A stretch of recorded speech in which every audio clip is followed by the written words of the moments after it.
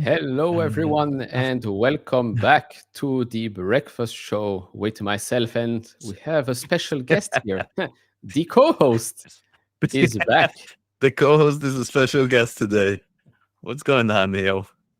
All good, all good. Now, before we start, just a science experiment. Right now, Oscar is up 3.4% pre-market.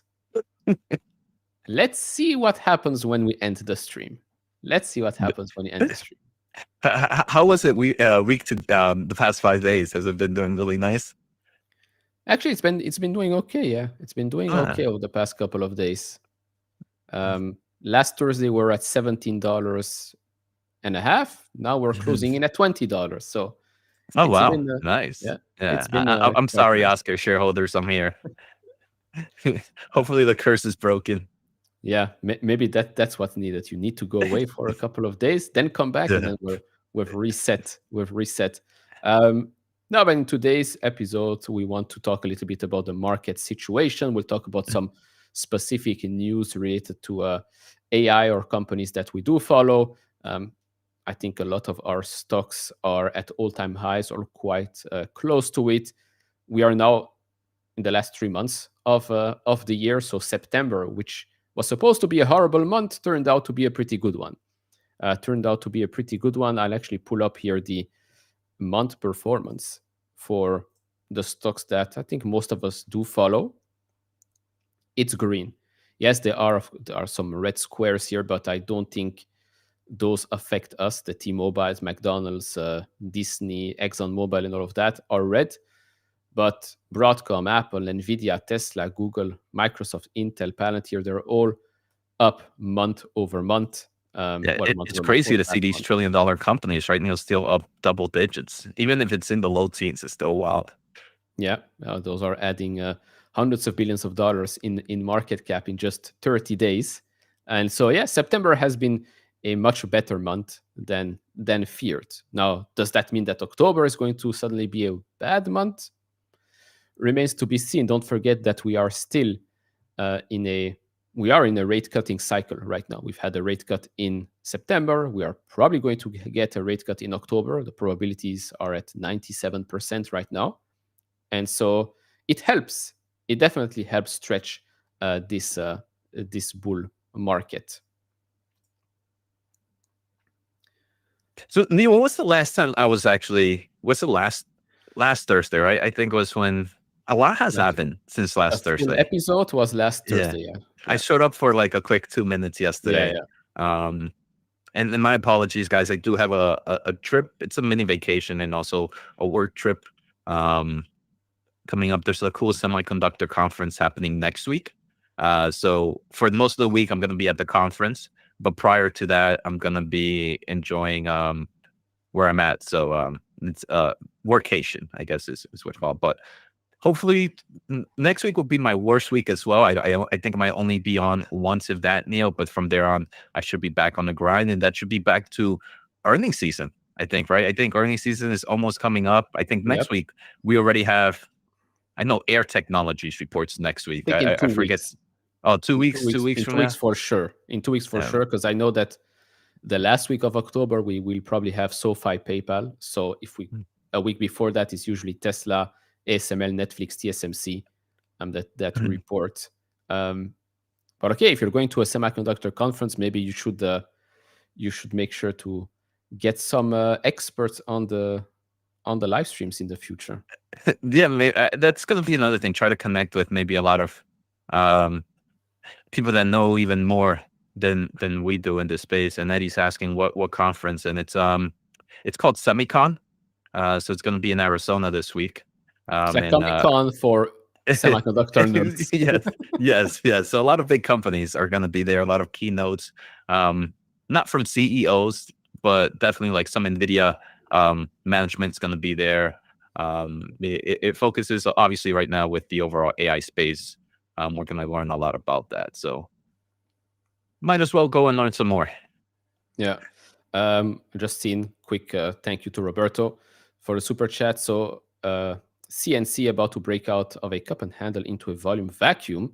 The short-term catalyst, end of the government shutdown. Because yeah, again, government shutdown, as I've said before, historically neutral reaction. And as we've seen over the last couple of days, the reaction was a bit red, then green, green, and a lot of AC exposure.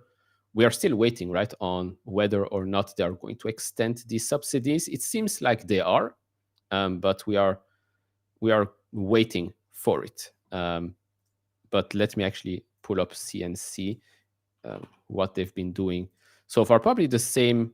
Yeah, it seems like they're doing a bit the same as an Oscar. So Centene is up nicely over the last couple of weeks from 31 to 37. I know Roberto's happy that you guys that Applied Digital has been just Yeah, but I'm ripping. gone. I'm out of Applied Oh, you're Digital. also gone of it. Yeah, Okay, is but I Roberto did. still in I it? did say it. I did say it last week to Roberto that I am going to go out of it to just focus on Nebius, CoreWeave, and Iron, because essentially. But wait, let me first finish up with this. It seems like these names, whereas United Health, they are seeing maybe here a little bit less, but there is definitely seeing some momentum. If we go with Oscar, now only up 2.8, so already down since we started the stream. Um, just saying, That's just saying. why. Oh Um, my goodness. but yeah, now with Applied Digital, I still like it, right? I still like it because we ran the numbers before, right, with the contract and how much per year that would be for the company, and it did make sense, right? That's why we initially opened the position $9 or so. But since we have CoreWeave, you have a lot of CoreWeave, I have some CoreWeave, and CoreWeave and Applied Digital are tied because they have that contract. And so if CoreWeave wins, Applied Digital probably will win as well. So to me, it made no sense anymore to actually have two positions like this. I'd rather just have one big or one bigger position with CoreWeave, and that's why I was like, okay, you know what, more than doubled, I'm happy, and I will just focus on these three: Nebius, CoreWeave, and Iron, and quite happy with it. Yeah, nah, yes, definitely. I agree. I think similar for me, Neil, is I really enjoy this whole ecosystem, right? And what we keep hearing is this power constraint, and power constraint isn't going to stop in 1 quarter or 2 quarters, right? This is going to definitely be a big issue. So I'm very bullish for this whole market, but I'll rather focus on the ones that I know, right? So consolidating a lot. Like I know you're very heavy in Nebius. I'm very heavy in CoreWeave, but Nebius is my second position within this space. Mm-hmm. And it's gonna stay like that. Rather, I feel comfortable with those two, at least in the long term. Obviously, in the short term, when we see Nebius really pulling up even yesterday, which I thought it was weird that the stock was up on just the confirmation of the Microsoft. I don't know if there was something else that I missed yesterday, Neil, with the I think Nebius, there or was was it just also I think there was maybe another big price target or something, but it was most likely due to the Microsoft deal and the 100,000 GB300 GPUs that they will have access to. I would love to hear your thoughts here, Neil. I mean, I think the Microsoft, we already knew it was Microsoft, but with the announcement yesterday, we kind of saw that it was more for Microsoft's internal AI solutions, opposed to Microsoft being a proxy to OpenAI. And I think just being Microsoft itself kind of just brings a little bit more safety net, Mhm. because we know Microsoft has this crazy balance sheet, right? And if they're doing it for their own stuff, for their own um, AI solutions, then I think it brings a little bit more soundness to maybe Nebius investors, where it's not just OpenAI as a proxy of Microsoft, or Microsoft as a proxy of OpenAI, who already has tons and tons and tons of contracts all over the place. Yeah. Oh, and they also bought more land. They bought more land as well. So that was also announced yesterday, I think for around $90 million. I can't remember exactly where, Birmingham, somewhere in the United States. So that was also part of the news yesterday, which of course means that they are expanding, right? Because you need the land. This is something that we've talked with when we talk about iron, they have land.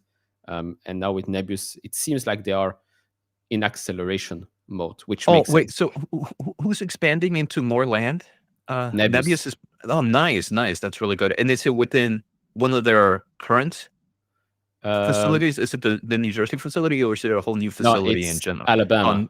On new. Okay. Thank you. Yeah. Thank you. That's awesome. Yeah. So it's Alabama, 79 acres of land. So 45 soccer fields is the size for people that needed Oh, needed that the makes perfect comparison. sense. Yeah, yeah. Yeah. I can definitely see that. um, um, did but they yeah, talk about how much power is expected there? no, but people made posts about this can support 300 plus megawatts of AI data center campuses. So I think this was the new greenfield places that they talked about that were not Mhm, mentioned before. So this is mhm. probably one of them. Let's see. We got a question here, and we also had kind of some CoreWeave news that maybe you covered earlier this week, Neil. But before we jump there, Eddie had a question here for a stock that I do own.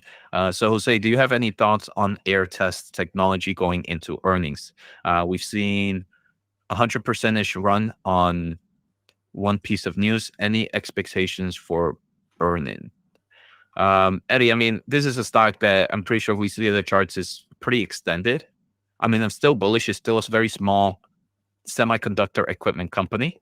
If they are getting contract wins, is bullish for their overall stock. For me, it's more of a hold, Neil. I'm not buying any Mhm. stocks. I'm not selling any stocks.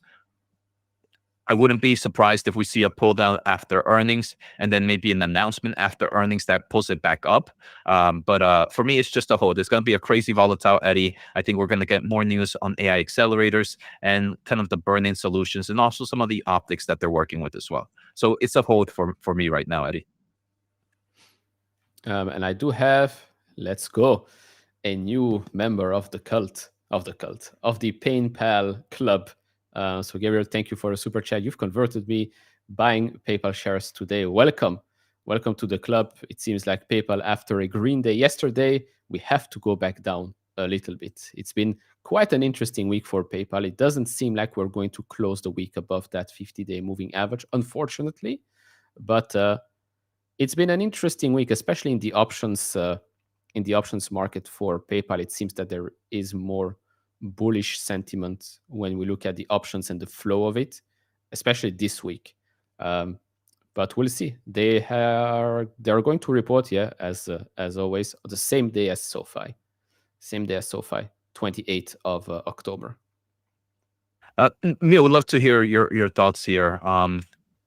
Sean investing, Sean Vesting is asking. He knows you're long in Mhm. Nebius. Any I think in previous videos you've talked about maybe you taking some profits. Any thoughts of taking profits here on Nebius, or what has kind of like been your profit strategy right now? Profit taking strategy. Yeah, so my average is still very, very low with Nebius. I believe it's still around 30 or something like that right now. So extremely low. Zero intentions on selling. Zero intentions on selling. I still want more shares. Um, I still want more shares.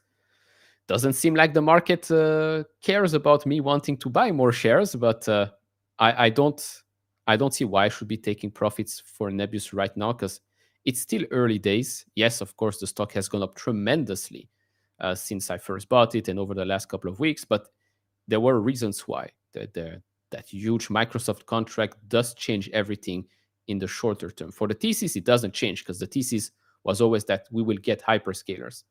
But for the price that you're paying, I was willing to pay $90 for the shares. Without the Microsoft deal, probably I wouldn't have paid $90 per share, but I am paying now, and I'll gladly pay more if we do get a bit lower, if we do get more news. That's the thing. I don't mind averaging up if we do get an announcement of them getting a contract from an AI lab, a huge one, or another enterprise customer. I am willing to pay more for those. Exactly. More. I'm willing to pay more for that, and it's the same with CoreWeave. I first bought CoreWeave at $91.91. I've been averaging up a little bit there as well.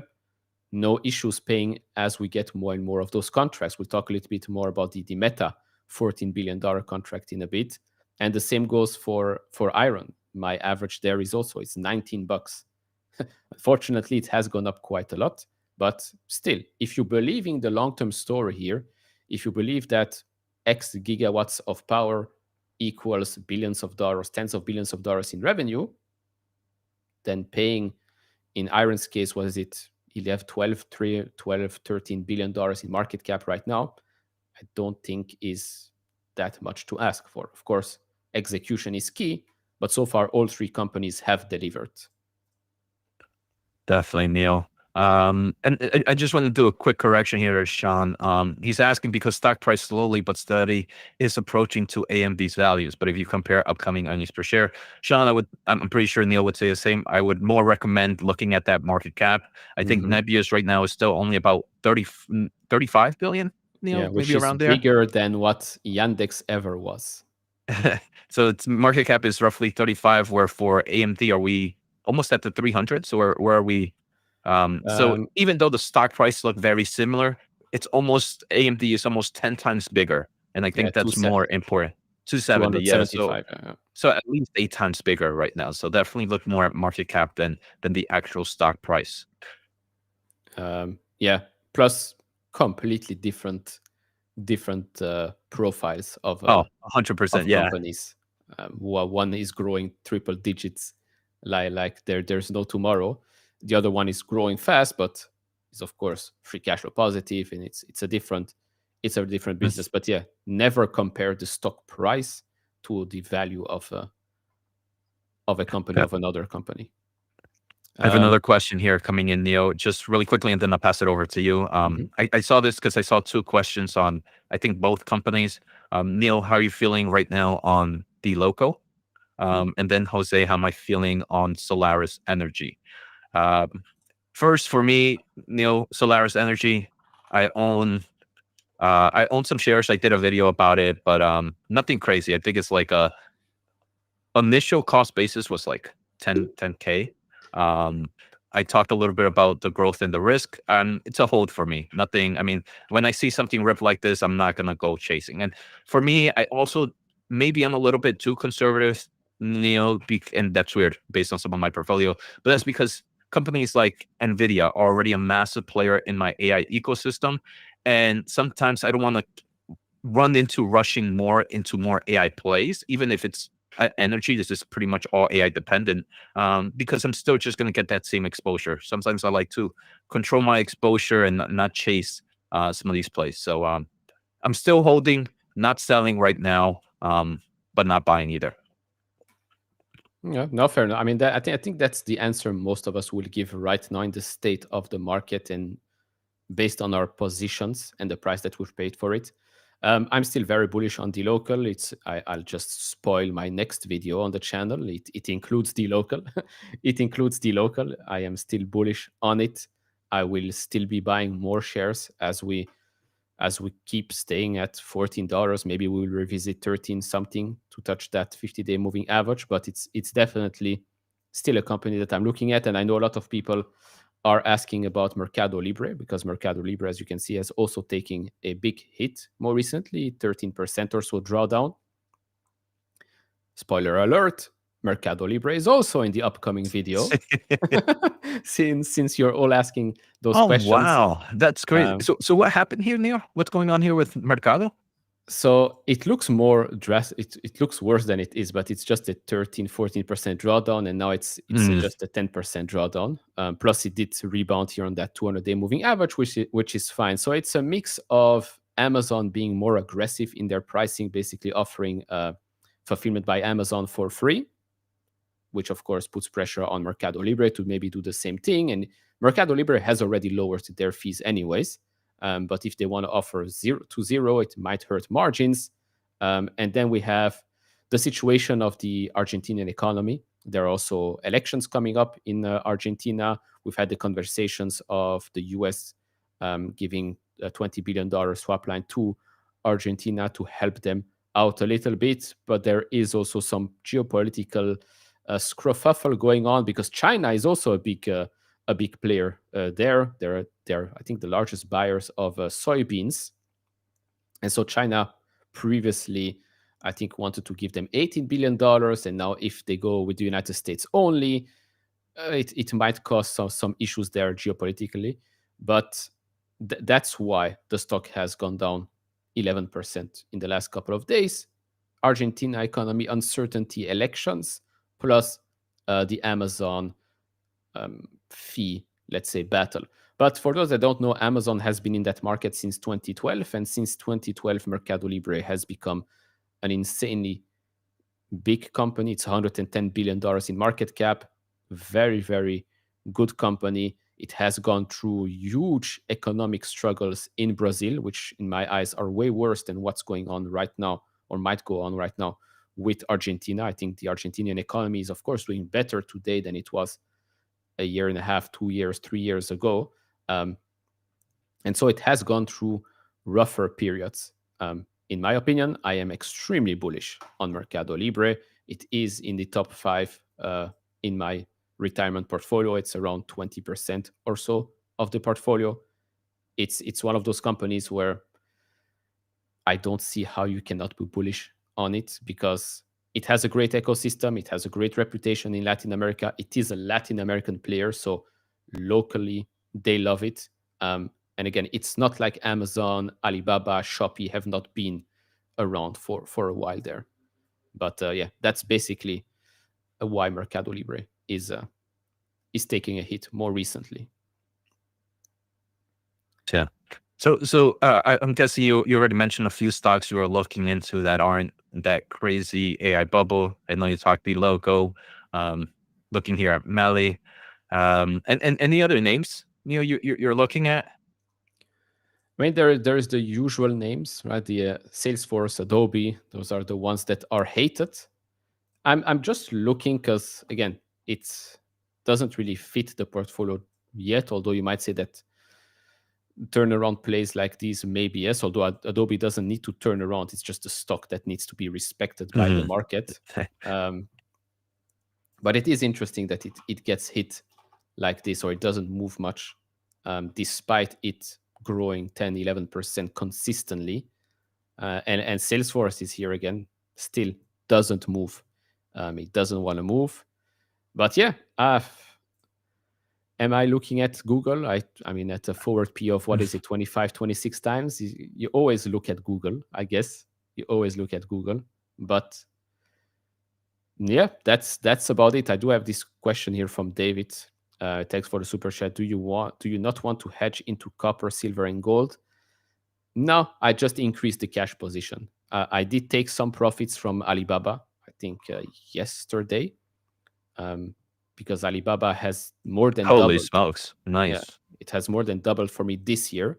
So I took some profits of I took some profits just to increase the cash position. I'm letting the rest ride because I still think that there is value there for Alibaba. There is a reason why it has gone up so much. It was extremely cheap before.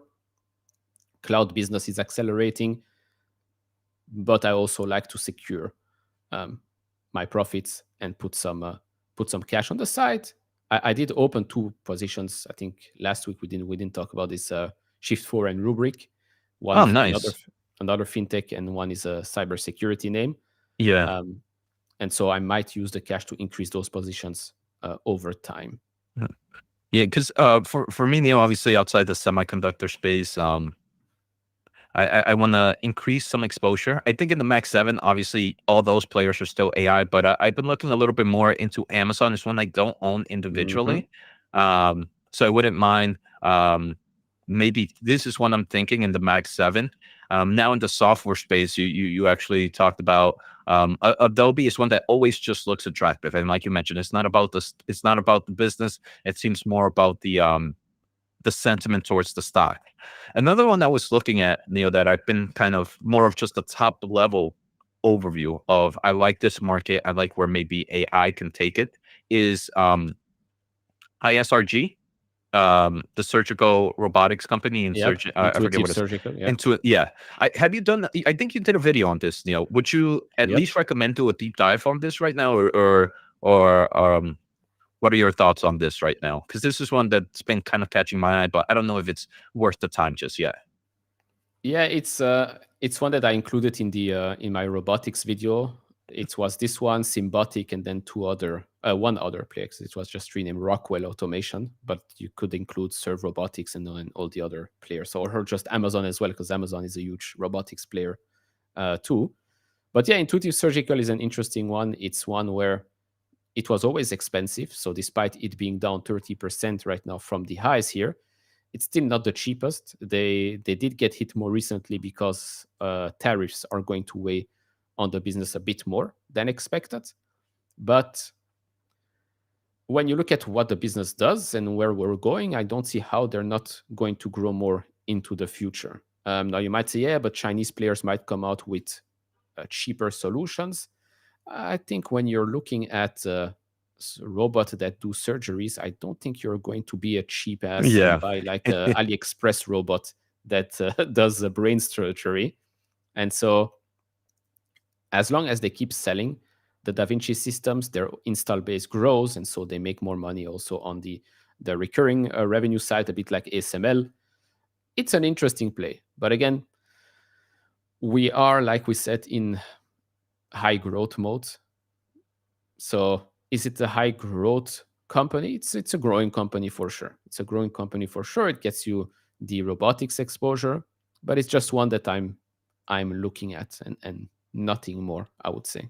Yeah, so I think that's what I'll do during this week and maybe do some research on this one. And then some others in the software place. That GitLab was really good. I saw it pull up yesterday. A lot of stocks pulled up a nice amount. But GitLab is still, I think it dropped down to like the low 40s again. I think it ended in the high 40s now, or mid 40s.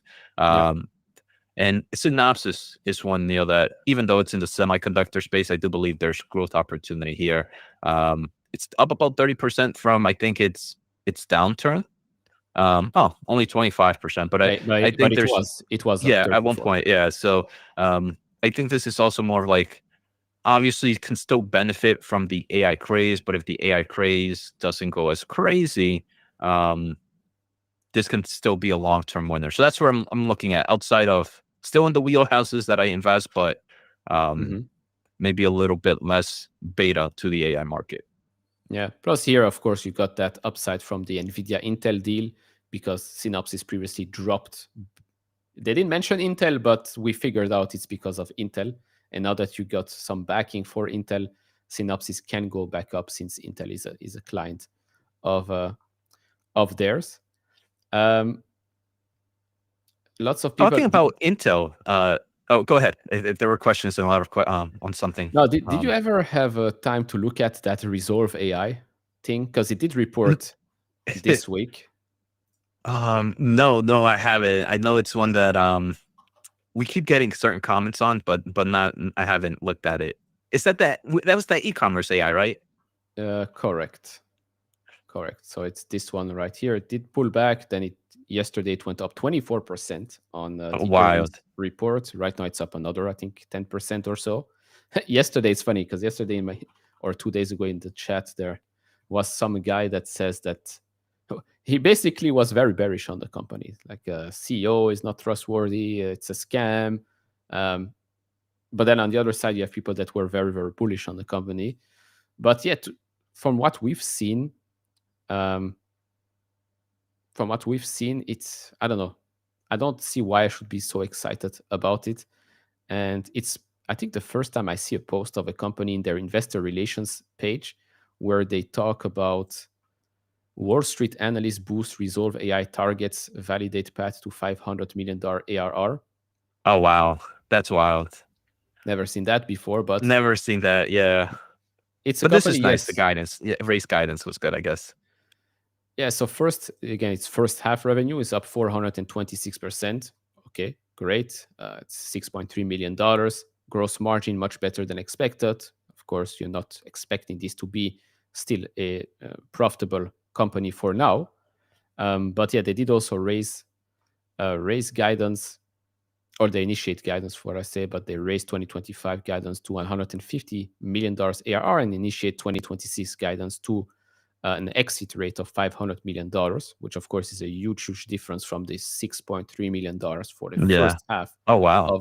of 2025. Um, but again, a leader in proprietary AI-powered commerce solutions and a partner of Microsoft, Google, and Tether. Okay, thank you very much. Like we've seen, I think with UiPath, they likely released a press release where they mentioned everyone. Everyone was there. Google, Gemini, NVIDIA, OpenAI, ChatGPT, they were all in, and Snowflake, they were all in the press release, but nothing much changed other than the stock being up a lot um, on that announcement, although it did drop a little bit here as well. Okay, a partner of Microsoft, Google, and Tether. I can probably find another 50 companies that are also partners with Microsoft, Google, and Tether. But look, growth speaks for itself, right? Yeah, They're growing I would be fast. curious to see about that. What is going to be driving that massive ARR? So they expect what do they expect year to date ARR to be? If they go back So ARR of 25 is 150 million, and then $500 million exit rate for 26. for 26. So exit rate of 26. That means they expect their revenue on quarter four to be about $125 million because then that's their exit rate there. So Yeah. about but I wonder what is driving. I don't know their product. Maybe whoever I assume someone's very bullish on it. Like, what's this new product that is driving that revenue growth? And is that new product gonna see that same similar type of margins that we're seeing right now? What I think the margins were north of 70%. Um, More. Consensus, what, 60 to 70, and 70 they came in at gross margins. 95.8 gross Okay. margins. Yeah. Yeah. So would love to see if that keeps intact. And what is their actual business? Are they just selling like tokens of some AI solution? I don't know. I'll have to going from Uh, 6.3 to 90 million year to date by the end of I don't know, an exit rate of 150 by 2025. So exit rate of 150, you divide that by four. That's what, like 36, 37 million in revenue that they expect by quarter four.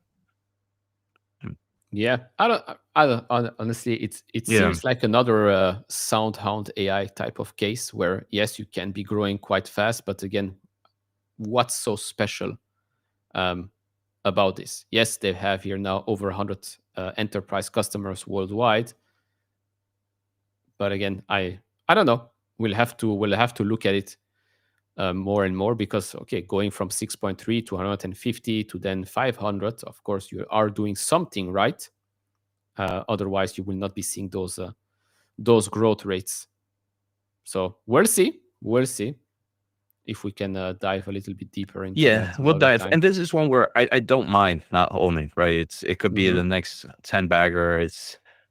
I don't know. The e-commerce definitely seems, I would love to maybe try out their product. Maybe that's where I would first go to YouTube and learn what their product actually Yeah. does and how consumers are using it. And this is something that might be exciting right now, but could, like, I think you mentioned it before, Neil. Is it at the end of the day just an app to some of these large language models? That's where I would love to um, see how where the big difference is in technology and how much can their competitors make that gap closer as AI Hmm. models continue to improve. Yeah, no, I agree. I agree. Maybe something for another stream. Roberto here. Oh, Sorry, Marco says an AI conversational commerce solution that helps shopper interact via chat or voice to find products, get guidance, etc. Well, wouldn't, like, in my thoughts, like, didn't just OpenAI ChatGPT. release the chat, right? That shop with ChatGPT with Shopify and Etsy. Why would I go to Resolve to do this when I could just go to ChatGPT and do this? And obviously, right now, I guess you can say it's only Etsy and Shopify. But I think eventually a lot of other e-commerce are gonna either not use, maybe not And use Google. ChatGPT, but use something, right? Google Gemini with their Google thing. Why wouldn't I just go to Gemini and they have this whole advertisement place? So that would be like my first question, Marcos. Hopefully, maybe you have someone that has research on that. If so, feel free to. But those would be my first kind of questions to ask about a long-term bullishness.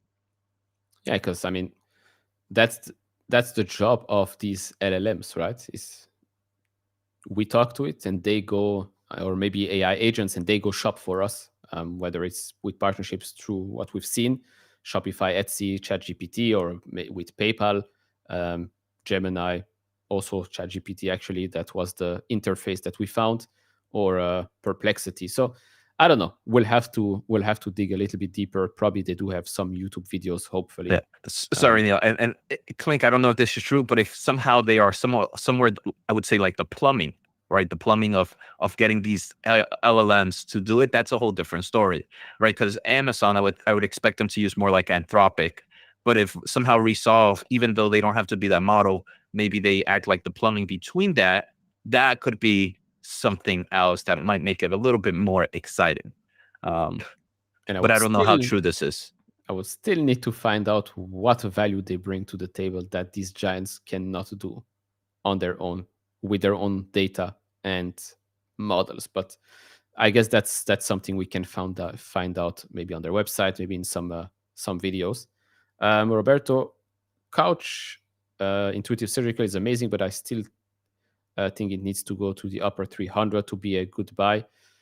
Um, yeah, again, it's never a cheap company. That's the thing. It's never a cheap company. Can it go to the lower 300s or upper 300s? So much lower. When was it?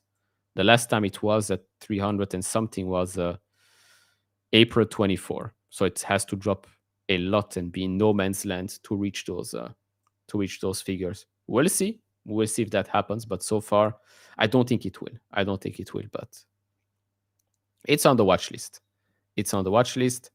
And then, thank you for the super chat. This is always an interesting question. The top 3 stocks to buy now. I just told you before the 2 stocks that will feature in the next video. So there you have 2 already: the local and Mercado Libre, and the rest is up to you. Fiserv is yeah, it's cheap. It's cheap. I need to look at the reason why it crashed like crazy. It's down 47%. It's down 47% since the peak of this year. So I need to find out what exactly happened, and then especially the crash after the last earnings report. But yes, pricing wise and all of it, it does look cheap, for sure. But there might be a reason why it does. It does look cheap. Your thoughts on your potential top 3 right now?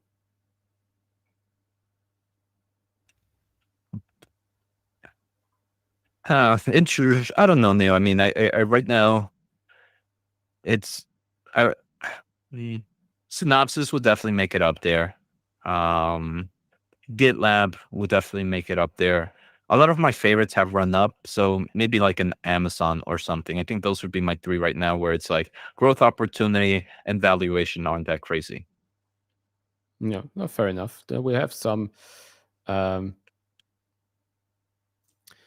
agentic AI could be bearish for Amazon eventually, as humans default to Amazon when shopping as opposed to shop around. What do you mean? Do you mean bullish 'Cause- for Amazon? yeah, because this would be bullish for Amazon, right? Because the whole thing of shopping on Amazon is the deals and the speed that you're getting your things uh, at. So I think you Or I meant, wonder if he means bearish for maybe their advertisement business, because then you would. I don't know. I don't know. I'm not going to try to read in between yeah. the lines.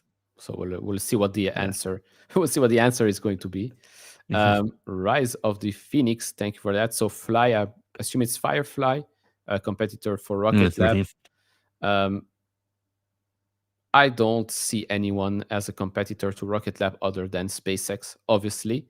But SpaceX is not a publicly traded company. And if I'm being honest, even if it were, I would still be buying Rocket Lab because of the big upside that you get still from the company. I still think it's going to be $100 billion company. So I would still go with I would still go with Rocket Lab. I would still go with Rocket Lab. Yeah, maybe some others are interesting, but it will provide you with enough opportunities. Fiserv dropped after class action suit. Is it like a real big deal class action suit, or is it like the two random lawyers that we always see news about that two shareholders are suing the company because the stock dropped? Because this is something that you see a lot with a lot of companies. So is it something really bad, or is it like the usual BS lawsuits?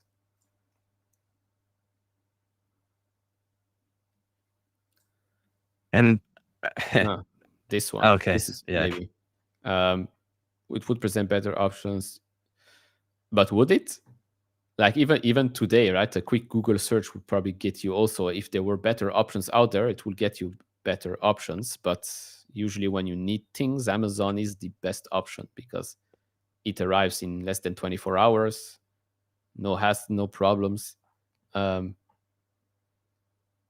but yeah, I am very bullish on Amazon and AWS and all the business.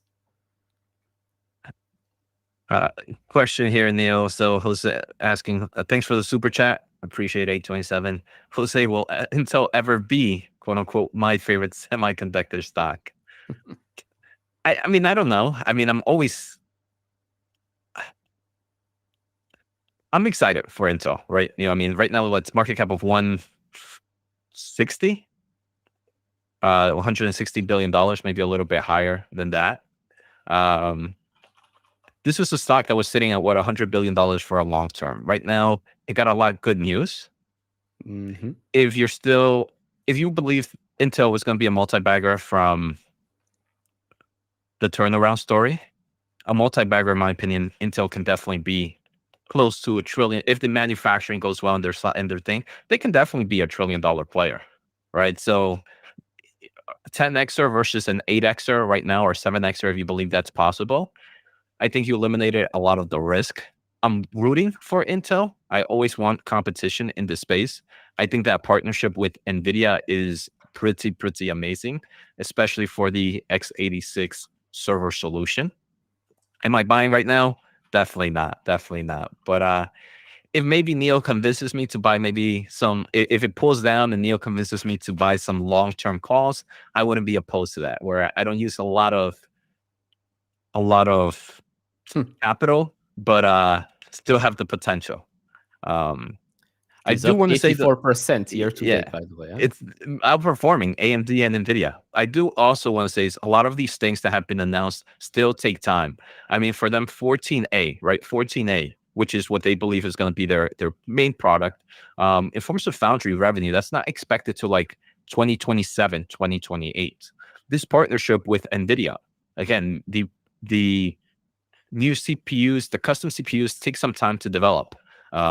that could probably take at least over a year before they get some revenue out of there. So I think right now it's riding on a lot of these great news, but sometimes the market might expect these great news to hit really quickly, where it could take some time for it to finally hit the top and bottom line. And when the market realizes, oh, maybe I have to wait an extra few quarters, we might see some pull downs in it. But overall, excited for Intel's hopefully becoming a success of a US company. Yeah, yesterday there were rumors and reports that came out that Intel and AMD are in discussion to maybe do something for Intel Foundry. Of course, nothing has been signed yet, but just like with the Nvidia news that we've got a long time ago, when there is smoke, there is maybe some fire eventually. Yeah, and to me, Neil, right? I don't know. I feel like you have to think about it so many ways. If that is true, obviously very bullish. Because one of the biggest things for Intel Foundry was that analysts were saying competitors of Intel would be hesitant to use their foundry business, right? The Mhm. the design. But if AMD is literally their biggest competitor, they are the true the direct competition to Intel. If they for some reason go to Intel for foundry, I think that is a major, major win for their foundry business. Because they're the ones that can complain the most. And if they actually do it, then I think it's easier for others. Now, I wonder if this also might be a play for AMD to make sure they are on the good side of the current administration. They're saying, look, we can't invest these massive amounts of money here or there, but we can help the foundry here in the US space. So I wonder if that's kind of an aspect to it. And the other thing is, AMD has so many products, right? So many different types of CPUs. They use so many different types of architectures. They use ARM for some of their embedded products. They obviously use x86 for a lot of their consumers. So they could be sending a very small volume chip or manufacturing to Intel and still keep, which I believe is still going to be the case, still keep a lot of their heavy volume at TSMC. Yeah, plus it can help expand again the x86 ecosystem, which um, both of them are partners, right? They announced that partnership last year um, to make sure that the x86 ecosystem continues to grow and still stays quite important. So there are definitely benefits to it for sure, for sure. Um, Sorry, Neil. I like. Did you click one? I'm sorry if I broke it, but I no, like yeah, I didn't this. click one. All right. So, Jesse here. ISRG is not actually robotic surgery. It's mechanic surgery operated by a human surgeon. So not even close to be autonomous. The surgeons just advertise it as robotic. Just food for thought. Now, I actually like this a lot for AI, Neil, Mhm. because for AI robotics, you need to have a trainer doing real life. This is the best way AI can learn. Now, this is going to show that if this is true, I think they have the greatest data set. And again, I haven't covered this yet, but they have the greatest data set to be able to train their AI models to be fully. Uh, they probably have all this data of all these surgeons doing the same type of surgery 100, 1,000 times. And now they'll be able to create that model where you don't longer need that surgeon completely controlling it. Obviously, probably still supervised. But I think that alone can go a long way in the autonomous solution here for ISRG. And it is a robotic play. Since it is robotic, it's not an autonomous robot play for now, but it is a robot. Just happens to be controlled by a human. But yeah, I agree with you. Um, QNC, can we? Thank you for the super chat, by the way. Can we copy trade you guys on any platform? You cannot. You cannot. But we are pretty clear with what we own. I have a weekly portfolio video as well, um, and so if you like it, you can just do it yourself. But you cannot copy trade us on any specific platform. Yeah, I would say be careful copying anyone. Everybody has their own different financial situation. They're all different kind of lifestyle. Um, it's better to find like-minded individuals, not even like-minded as well. It's more understanding the bullish thesis. and the thesis behind the stock, and then you deciding, hey, this is something I want to go. But copying, there's so many variables with everybody. Yeah. Neil spends a lot of money on this and that, and I spend a lot of money on this and that, and maybe you don't spend any money at all, and that can change stuff like that. Small things like that change the overall perspective of how one invests. Yeah, because imagine if you're copy trading someone, let's say on eToro, because I know it's a big popular platform that does copy trading. You don't know the person, right? You don't know him personally. Yes, maybe over the last year or two, he's been performing quite well. But what if he has a bad day or a bad month and completely freaks out? You can lose everything because he might do something stupid and you're copying someone. It's much better for you to control your own portfolio. Maybe you like the research Jose is doing, maybe you like my research, but you need control of your own portfolio. Um, that's much better. Of course, people starting funds and all of that is a bit different. You need to know the fund manager, you need to know um, the strategy. Plus with funds, it's highly regulated, so the fund manager cannot suddenly say, oh, actually today we are going to go 100% YOLO into a crypto shitcoins. You cannot do it. So that's why it is protecting you from one side. But yeah, copy trading is great for the guy that has the portfolio because he's making money on it, but I don't think it's a good thing for people to do it, to copy the traders. Neil, any question here? If not, I have one that you can we can probably take.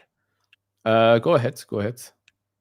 Would love to hear your thoughts on AMD right now. Right, I mean, France is asking profit taking on AMD. For me, it's closer to a hold to very small dollar cost averaging. Nothing about that. I think I'm leaning more to hold, but a small dollar cost average isn't the worst thing. Super small. But what are your thoughts here, Neil, on AMD? Anything recent that you saw that got you excited, or maybe a little bit less excited for AMD? Um, no, I did a recent video about AMD where the message was pretty clear. We are now in a phase where nothing moves that much. We are waiting for the next earnings report. Maybe or maybe not, we will get some some actual AI revenue guidance.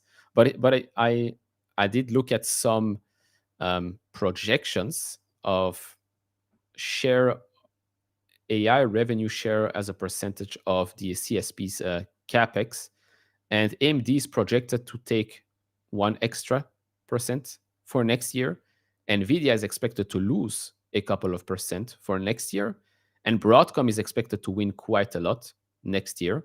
Um, AMD currently the expectations are that they're only going to generate $7 billion for AI revenue for 2025, which is much lower than what we thought at the start of the year, much lower what the analyst projections were at the start of the year. I think they were closer to 11, 12, maybe sometimes $13 billion, then dropped to 8.5 or so, or 8.4. And now some say it's only going to be 7, which is very weak compared to the just over $5 billion that we Seven exited. for this year. That's one of the numbers that I've seen, Mm-hmm. Which is very strange, right? Because that would only be, what is it, 25? Not 25. If they exited with just over, let's say $5 billion, it's not even an extra $2 billion of revenue for a whole year. Very strange, right? For a company that is supposed to Yeah. grow quite a lot. Yes, okay, maybe everyone's waiting for the MI400, but those will only come out probably mid 2026. But in 26, they're expected to generate $15 billion or so. That's Um, wild. I get, and that to me has that 2026 number, Neil, kind of sometimes worries me, because if you go from 7 to 15, what are you expecting much of the growth to be? Are you expecting it mainly the MI400? But doesn't the MI400 start ramping in the second half of the year? Can they yes, really so kind of really meet that type of supply chain demands in such a short time, right? Because even we've seen even Nvidia, like the ramp up per quarter is, it takes literally quarter to see some of these billion-dollar Mhm. jumps. Now, if it's really all on the demand of the MI 400, can it meet that? Yeah, so it's probably includes the ramp up of the MI 350s, right? Makes more sense. And then I would guess that the MI 400 is, of course, a new type of solution that they come out. So it's probably going to be a revenue driver. But again, I don't know how many months we will get for the MI 400 in 2026. Is it going to be 3 months, 2 months of ramping? Um, so it's quite, I don't know, it's quite interesting. That's why right now, like you said, it's more of a hold at the moment. I want to get more information from the company, because it's always nice to hear, okay, we are going to generate tens of billions of dollars. Margins are also expected to go up, so that's good. But maybe that we will finally get an actual positive number. And plus, let's not forget the client side of the business that is performing very well, and then gaming and embedded, which had a lot of a lot of headwinds, and now are seeing some tailwinds for now, which could help, Yeah. of course, the overall business. Yeah. And I'm gonna guess it's a hold because you feel very comfortable with your position, right? Your position is Correct. a decent size where if it is still a multi-bagger, you're gonna be happy with this position. And if it drops down, it's still not completely huge enough that you don't get scared of buying more. Like you still have the opportunity. So it's like Exactly. that perfect portfolio sizing. Um, I had a question, Neil. I think we talked about it really, really quickly about that IBM getting the MI 300s. It really Mhm. does seem like it's the MI 300s. Any thought of why it's the MI 300s and not the MI 350s? No clue. No clue. Maybe it's because of they want to use it for one specific thing, so maybe they might not need the MI 350s. But if you can Maybe get AMD the is MI giving them a 350, cheaper price because they're pushing the MI 350s and they want to get rid of inventory. I don't know. That's to me a question I would love to get answers to. yeah. Yeah. Because if it's getting rid of inventory, then fine. Mhm. Because maybe IBM doesn't need the MI 350s, and the MI 350s are still ramping, and so it needs to go to other customers, maybe the Oracles Mhm. and whatnot. Um, but yeah, it was very like when I saw this, I was like, it's like why would you buy an iPhone 15 when you can get the iPhone 17? Like, what is this? Eddie, quick here, Jose, is co-loss allocation a challenge for AMD? I don't think so. I think TSMC has plenty, not plenty, it's more of a demand issue and a forecasting. That's what the biggest issue for AI is. It's more the forecasting.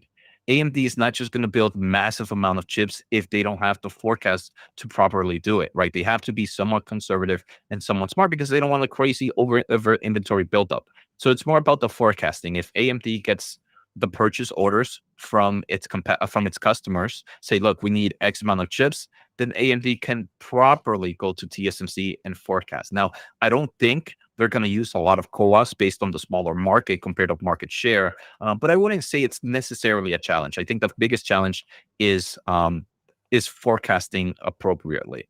And we're about to have the market open, Neil, but this is definitely a company I want to hear more because SK Hynix has been also ripping. And Hmm. I haven't seen too much in the Yeah, I I haven't seen haven't read too anything much. that I was actually surprised. Like we're up 11% in the last 2 days for Micron, so that was quite interesting. Quite interesting. We are going to open the market pretty soon, and then I'll go over a couple of analyst comments for some companies that some of you might follow. At first, you will get both. You will get both. We do everything here. We do everything. We do it all. Let me prepare the open, and you can go. Ding, ding, ding, ding, ding. The market is open. Ding, ding, ding, bing, bong, bong. We are open, ladies and gentlemen. The market is actually quite good for now. Actually, quite good. So the experiment is still running. Okay, the experiment is still running. Oscar is up 2.85%, even with Jose Oh, here yes. for even an hour, we are at up 2.8%. Reddit is up 5.3 after taking a nice breather over the last couple of days. Intel is still up 1.3. BMNR, let me actually refresh this. Duolingo is actually also back up to $316, $17. Micron keeps on ripping, $185 right now. New holdings at 15. I know someone asked me about new holdings coming to the United States. They have applied for a banking license. We'll see when they're going to get it. And now the heat map has updated. It's going to be very small at first for a new. Am I worried for SoFi, all the others? No, definitely not. Again, Nu is an outsider coming into the United States. We'll see how they will perform, but they're still, the majority of their focus is still going to be on their core markets. We have United Health up 1.3, CoreWeave 1%, Applied 0.4. Iron is flat. Let's see who's red. AST is red, but they've been up quite a lot, I think, for the last 2-3 days or so. Rocket Lab 1.5, dLocal down 1.3, PayPal is down 1%. I believe I've seen an analyst that downgraded PayPal. That's a bullshit reason, but maybe they want the shares for free. Who knows? Apple down 0.8, Palantir 0.8, SoFi basically flat. And so let's have a look at some other specific names. I'll pull up Shift 4 real quick. Still around the same price here. It was extremely oversold. We did see a little bit of buying action, but that is also down 1.2%. Rubrik is up 1%. So it is making its way up to the 50-day after the nice recovery here at the 200. Chime, I can probably put $1 on the fact that it's still not moving. Yep, still the same. Dave is also $205, but it is here now under the moving averages. Thank you, Eddie. Thank you very much for that. Salesforce also 240, not moving. Adobe 351, not moving, not really getting above that 50-day moving average. What about Sezzle? Yesterday was up. Okay, so Sezzle, interesting. Here we're seeing here also a 200-day moving average play in the works right now. This sounds just like a drink company. It's not a drink Sezzle company, sounds right? like no. It's a buy now pay later fintech company. It sounds like a Sezzle drink or candy or something like that for sure, for sure. PayPal is the worst on the watch list, of course. Down 1.3. dLocal is again getting closer and closer to that 50-day moving average, but let's have a look at a couple of notes here. So for the Fubo holders here, Fubo is going to be the exclusive home to select UEFA European qualifiers to the FIFA World Cup in October. Well, next week, basically, or 10 days from now. So you'll get that. I think we're still waiting for the Fubo Disney deal to conclude. ServiceNow has a buy rating from Stifel, price target $1,200. So a lot of upside here, 32% upside from the price we're at right now. We've got an NVIDIA buy rating, now overweight, price target $240, so 27% upside. Of course, NVIDIA, the de facto AI infrastructure company, sees a clear path to a $10+ trillion market cap. Okay. I mean, why not? Why not? Right. And here before we head out, I got a comment here. A special request, some insight on the new King STX. It's crazy how sometimes like the things that like just are the easiest bullish thesis make the best sense. STX is one of those companies that deals with storage and memory. And right now, the overall demand for AI has created this company to be up nearly 200% year to date. This was kind of like a boring company. It's not a new company. It's not a new IPO. It's your typical, very boring storage company. And thanks to the power of AI, it's up nearly 200% year to date. So there is some traction in the memory space, is what you're saying. Yeah, there's a lot of traction, more for like that like even more outside of just your micron, right? Even a little bit more in depth of Mm-hmm. there, kind of like the storage players inside of there. Yeah. Oscar's still doing well despite, let's say, Whew. we broke the curse or the money maker, money mover, the what is it? We'll Market see. movers, We'll market see. movers who usually move the stock, are watching the episode today and don't want to give off all the quant. Yeah. They're giving fake information today. They're trying to test the waters here. We've got a key bank here, Oracle overweight price target $350, so 21% upside from right now. Again, talking here about the capex expansion and build outs for the next couple of years. Um, I think we're also going to get Iron's monthly numbers pretty soon. Yeah. Applied Materials outperform rating price target $195, which is a 12.8% downside from the price we're at right now. I do think I've seen that they are expecting to take a hit from some tariffs as well. CrowdStrike, this thing is crazy. Still a lot of upside there. For the drone people, we have even a Red Cat initiation at Needham, buy rating price target $17.